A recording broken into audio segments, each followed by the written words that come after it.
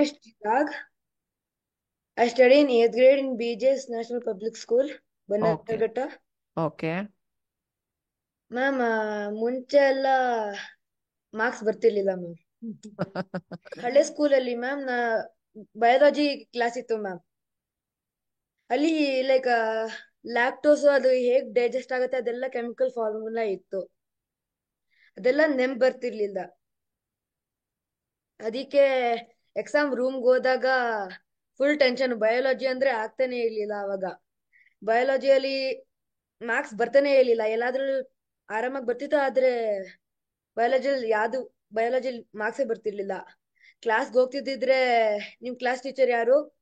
ಒಂದ್ ಟೀಚರ್ ಹೆಸರು ನಮ್ ಕ್ಲಾಸ್ ಟೀಚರ್ ಹೇಳ್ದೆ, ಬಯಾಲಜಿ ಟೀಚರು.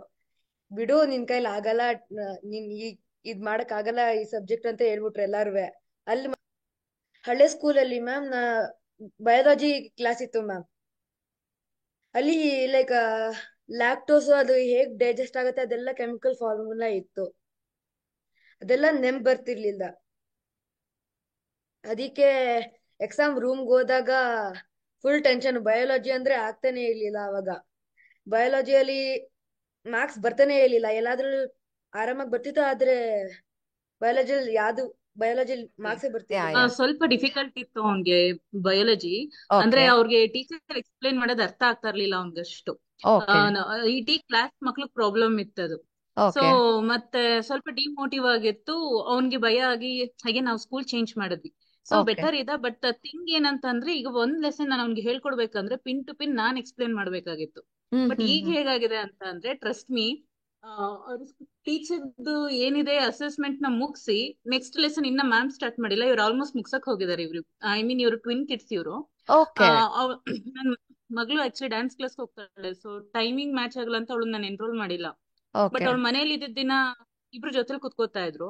ಹ್ಮ್ ಹ್ಮ್ ಅದನ್ನ ಕಲ್ತ್ ಬಿಟ್ಟು ನೆಕ್ಸ್ಟ್ ಲೆಸನ್ ಬಯಾಲಜಿ ಲೆಸನ್ ಈಗ ಅವರೇ ಮುಕ್ಕಾಲ್ ಭಾಗ ಮುಗಿಸ್ಬಿಟ್ಟಿದ್ದಾರೆ. ಸೊ ಯಾವ ಸಬ್ಜೆಕ್ಟ್ ನನ್ ಕೈಲಿ ಆಗದೇ ಇಲ್ಲ ಅಂತ ಅವ್ರು ಅನ್ಕೊಂಡಿದ್ರು. So without any one's help ಅವರೇ ಮಾಡ್ತಾ ಇದ್ದಾರೆ. ದಟ್ಸ್ ಗ್ರೇಟ್ ಅಂಡ್ ರಿಯಲಿ ಒಂದ್ ಗ್ರೇಟ್. ಲೆಸನ್ ಅಂದ್ರೆ ಎಕ್ಸಾಮ್ ಟೈಮ್ ಅಲ್ಲಿ ನಾವು ಟೈಮ್ ಡ್ಯೂರೇಷನ್ ಹಾಕೊಂಡು ಕಂಪ್ಲೀಟ್ ಮಾಡ್ಲೇಬೇಕು ಅನ್ನೋ ತರ ಪ್ಲಾನ್ ಮಾಡ್ಬೇಕಿತ್ತು. ಯಾಕಂದ್ರೆ ಮಾಡ್ತಾ ಇರ್ಲಿಲ್ಲ ಮುಂಚೆ ಎಕ್ಸಾಮ್. ಓಕೆ ಈಗ ಹೇಗಾಗಿದೆ ಅಂದ್ರೆ, ಏನ್ ಓದೋದು ಎಲ್ಲ ಓದಾಗ ಹೋಗಿದೆ ಅನ್ನೋ ತರ ಇದಾರೆ ಇಬ್ರು. ತುಂಬಾ ಓಕೆ ಕೂಲ್ ಆಗಿ ಆರಾಮಾಗಿ ಎಲ್ಲ ಓದಾಗ ಹೋಗಿದೆ, ಏನ್ ಓದೋದು ನೆಕ್ಸ್ಟ್, ಸರಿ ಯಾವ್ದಾದ್ರು ಹೊಸ ಚಾಪ್ಟರ್ ನಾವೇ ಸ್ಟಾರ್ಟ್ ಮಾಡ್ಕೊಳ್ಳೋಣ ಅನ್ನೋ ತರ.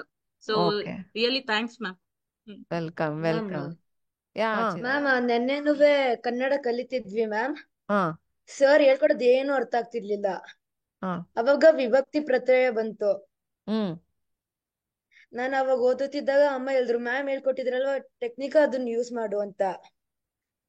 ಅಲ್ಲಿ ಎಷ್ಟ್ ಟೆಕ್ನಿಕ್ ತುಂಬಾ ವಿಭಕ್ತಿ ಯೂಸ್. ಪ್ರತ್ಯಯ ಇದನ್ನ ಇದೇ ಟೆಕ್ನಿಕ್ ಯೂಸ್ ಮಾಡಿದ್ದು. ಹೂ ಅನ್ನು ಇಂದ ಬರುತ್ತಲ್ಲ, ಊಟ ಹಾ ಮಾಡೋದಕ್ಕೆ ಅನ್ನನ್ನ ಇಲ್ಲಿ ನಮ್ಮ ಮನೆ ಹತ್ರ ಗೆಟ್ಸ್ಬಿ ಅಂತ ಒಂದು ಹೋಟೆಲ್ ಇದೆ, ಅಲ್ಲಿ ಕರೆದ್ವಿ. ಅವಳ ದೆಸೆಯಿಂದ ಸಮಥಿಂಗ್ ಹ್ಯಾಪೆಂಡ್ ಹಿಂಗೆ. ಆ story within type 5 minutes create. ಆ ಸ್ಟೋರಿ ಟೈಪ್ ಅದು ವಿತ್ ಇನ್ 5 ಮಿನಿಟ್ಸ್ ಕಲ್ತ್ ಬಿಟ್ರು. ಇವನ್ಗಿಲ್ಲ ಅಂದ್ರೆ ನನ್ಗೊಂದ್ ಜನ್ಮ ಬೇಕಿತ್ತು ಹಂಗದನ್ನ ಅರ್ಥ ಮಾಡಿಸ್ಲಿಕ್ಕೆ. Okay okay good good.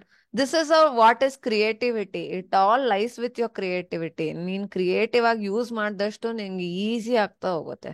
So ಈಗ ಫುಲ್ ಕಾನ್ಫಿಡೆನ್ಸ್ ಬಂದಿದ್ಯಾ Chirag, biology is dead easy ಅಂತ? ತುಂಬಾ ಈಸಿ ಇದೆ ಈಗ. ಬಯಾಲಜಿನು ಅಂಡ್ ಈವನ್ ಕನ್ನಡ ಮ್ಯಾಮ್, ಈಗ ಅವನೇ ಇದು, ಈಗ ಜಸ್ಟ್ ಬಿಫೋರ್ ಕ್ಲಾಸ್ ಅವ್ನ್ ಕನ್ನಡ ಅವನೇ ಬರ್ದು ಅವನೇ ಎಕ್ಸ್ಪ್ಲೇನ್ ಮಾಡ್ಕೊಂಡು ಸಂಧಿಗಳು ಎಲ್ಲ. ಬಟ್ ಕನ್ನಡ ಅಂದ್ರೆ ಅವ್ನಿಗೆ ಕಬ್ಬಿಣದ ಕಡಲೆ. ಓಕೆ ಬಟ್ ನಿನ್ನೆ ಈ ಸ್ಟೋರಿ ಕ್ರಿಯೇಟ್ ಮಾಡ್ಕೊಂಡು, ಅಂದ್ರೆ ಸಂಧಿಗಳು ಅಂತ ಒಂದ್ 2 ಸಂಧಿ ಬರುತ್ತೆ, ಒಂದ್ ಕನ್ನಡ ಮೀಡಿಯಂ ಹೋಗುತ್ತೆ, ಒಂದ್ ಸಂಸ್ಕೃತ ಮೀಡಿಯಂ ಹೋಗುತ್ತೆ. ಈ ತರ ನಾವು ಏನೋ ಕ್ರಿಯೇಟ್ ಮಾಡಿ ನಾನು ಅವ್ರಿಗೆ ಹೇಳ್ಕೊಟ್ಟೆ. ಸೊ ಒಂದ್ 1/2 an hour ಇಲ್ಲ ಮ್ಯಾಮ್ ಇದಿಷ್ಟು ಅವ್ರು ಕಲೀಲಿಕ್ಕೆ.